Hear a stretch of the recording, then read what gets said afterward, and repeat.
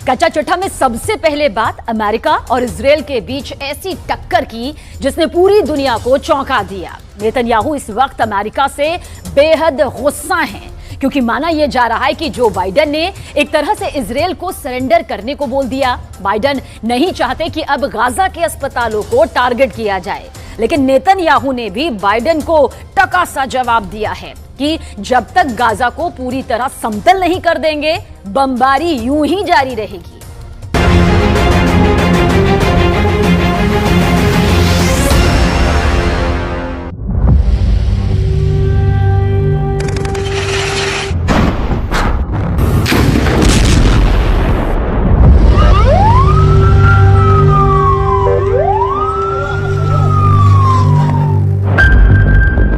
Gaza पट्टी और Israel के युद्ध से किसे फायदा हो रहा है? कौन किस पर भारी पड़ रहा है?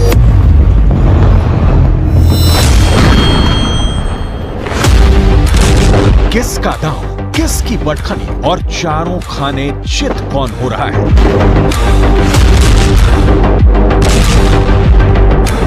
सवाल बहुत है, लेकिन 24 घंटे के अंदर इस युद्ध को लेकर ऐसा नया मोड़ आ गया है कि इजराइल से लेकर अमेरिका तक सब हक्का बक्का है।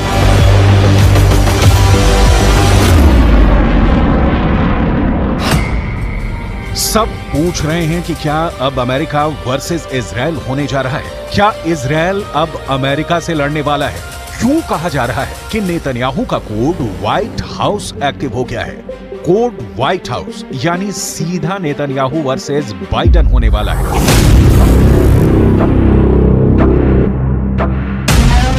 बाइडेन और नेतन्याहू की तकरार के पीछे गाजा का युद्ध है।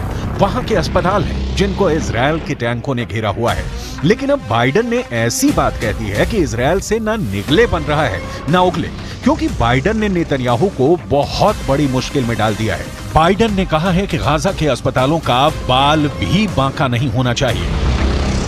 My hope and expectation that there will be less intrusive action relative to the hospital. We're in contact, and we're with the Israelis. Also, there's an effort to take this pause to deal with the release of prisoners, and that's being negotiated as well. With the Qataris are engaged, and so I remain somewhat hopeful. But the hospital must be protected. Biden ने जो कहा उसे देखकर Benjamin Netanyahu का खून खौल गया। Gaza पर उनकी सेना हर तरफ से हमला कर रही है। गाजा पर इजराइल की बमबारी पर ब्रेक लगना मुश्किल हो गया है। 12,000 से ज्यादा लोगों की मौत के साथ गाजा में इस वक्त कब्रिस्तान की जगह कम पड़ गई है।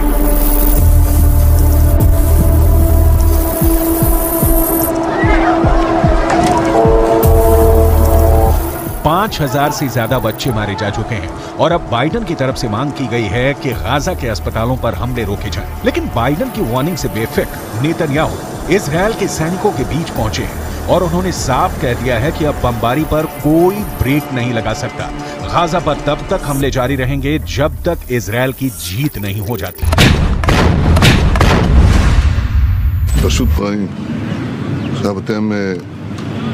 אתם כולכם חדורים באותה מטרה. אנחנו הולכים לנצח. אין פה הפסקות, אין פה חצאי דברים, זה לא מבצע, זה לא סבב. פה הולכים עד הניצחון הטוטלי.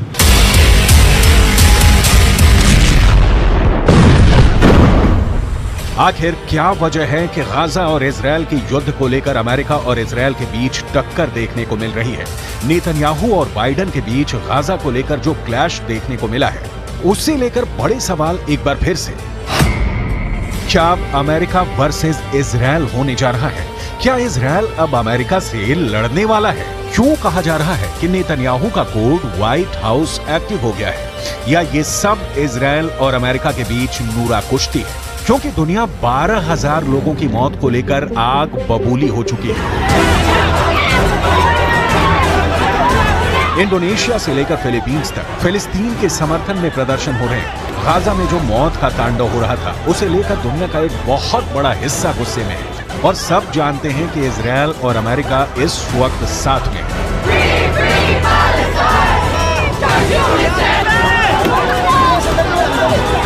Israel is being funded by the United States. The bombs being dropped on Gaza come from the United States. The bullets used on Palestinians come from the United States. The drones used on Palestinians come from the United States. The U.S. has an overwhelming responsibility for the humanitarian catastrophe that is happening now in Gaza. And the U.S. has not called for any kind of meaningful ceasefire that would prevent the carnage that we are seeing. यही हाल Europe से लेकर Australia का है। फिलिस्तीन के समर्थन में यहाँ भी लोग जमा हो रहे हैं, गाजा पर बमबारी का विरोध कर रहे हैं।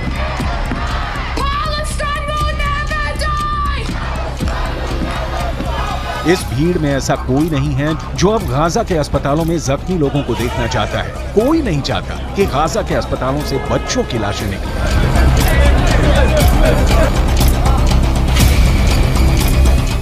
Between Palestine and Israel can be seen as complex, but what's happening right now is very straightforward, and we need a ceasefire. There's no justification for what's happening right now in Gaza, and that's what we're calling for. यही दबाव अब France से लेकर Britain भी पहुंच चुका है। यहाँ हथियार बनाने वाली उन कंपनियों के खिलाफ प्रदर्शन हो रहे हैं जो अमेरिका को गोला बारूद बेचते हैं और फिर वही हथियार और वेपन सिस्टम इजरायल को पहुंचाए जाते हैं। पूरे यूरोप में मांग उठ रही है कि ऐसी कंपनियों का बॉयकॉट किया जाए जो इजरायल की वॉर मशीनरी को चला रही है। Directly responsible for Palestinian civilian lives being taken, for Palestinians being killed. So this factory assembles key components of the Israeli fighter jets that are used to drop bombs on men, women and children in Gaza. And we are trying to stop its production today. So we are trying to stop workers from going in while we're holding this picket line. And people have been turning around and going home and not going into work. And we're trying to stop deliveries coming in and out. So stop any kind of key product movement, which again, so far we've been successful. अब Gaza और Israel के युद्ध को लेकर America का अचानक gear बदलने के पीछे बहुत से मकसद बताए जा रहे हैं। अमेरिका ने शुरुआत में सीज फायर का विरोध किया था। तब ये भी कहा गया कि इजरायल को पूरा हक है कि वो 7 अक्टूबर को अपने पर हुए हमले के खिलाफ कार्रवाई करे। लेकिन अब गाजा में 12,000 लोगों की मौत होने के बाद और खासकर तब जब बच्चों की लाशें दुनिया के हर मोबाइल फोन तक पहुंच चुकी हैं, अमेरिका गोलीबारी रोकने और अस्पतालों को बचाने की बात कर रहा है। इसकी 2 वजह हो सकती है। पहले कि अमेरिका गाजा पर पहले खामोश रहने के बाद अब अपना मानवीय चेहरा दिखाना चाहता है। दूसरा ये कि बेंजामिन नेतन्याहू को लगता है कि अगर युद्ध को लेकर वो कड़े फैसले लेंगे तो घरेलू राजनीति में उनको फायदा मिल सकता है। extent people need to be evacuated from one hospital to another hospital in order to ensure the continuation of care, evacuation routes have to be safe. And the Israeli government has told us as recently as today that there are and will continue to be evacuation routes for people leaving hospital compounds. Netanyahu इस वक्त युद्ध के बीच Israel की घरेलू राजनीति में भी फंसे हुए हैं। उनके खिलाफ कई तरह के आरोप हैं और इस वर्ष की शुरुआत से ही उनके खिलाफ लगातार प्रदर्शन हो रहे हैं। लेकिन नेतन्याहू इस वक्त वॉर जोन में बिजी हैं। वो हर उस मोर्चे पर जा रहे हैं जहां की तस्वीरें हमास को भी परेशान करेंगी और इजरायल में उनके विरोधी भी उसे बचा नहीं पाएंगे। नेतन्याहू जानते हैं कि इस वक्त इजरायल में युद्ध सबसे बड़ा मुद्दा है और वो उस नाराजगी से लोगों का ध्यान हटाकर युद्ध की तरफ करना चाहते हैं। यही वजह है कि इजरायल ने हमास का अस्पताल कनेक्शन भी निकाल लिया है। इजरायल का दावा है कि गाजा के अस्पतालों को हमास अपने अड्डों की तरह इस्तेमाल करता आया है और उसने अब इसके नए वीडियो भी जारी कर दिए हैं जिसमें गाजा के रंतीसी अस्पताल में हमास की सुरंग होने का दावा किया है। You can see the tunnel. The tunnel is let down more than 20 meters down. The rowboat found a door over tunnel.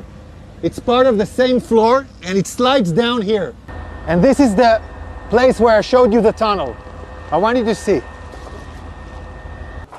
We are now in the area of the basement of the hospital. I want to show you a room where we found all the gear, the operational gear, what Hamas is holding inside the hospital. Israel की सेना का दावा है कि Hamas ने इस अस्पताल को अपने अड्डे की तरह इस्तेमाल किया है और यही हाल गाजा के बाकी अस्पतालों का भी है। वैसे गाजा से आ रही रिपोर्ट से पता चला है कि गाजा के अहली अरब अस्पताल, जिसमें इस वक्त 500 से ज्यादा मरीज हैं, वहां इलाज पूरी तरह से बंद करना पड़ा है।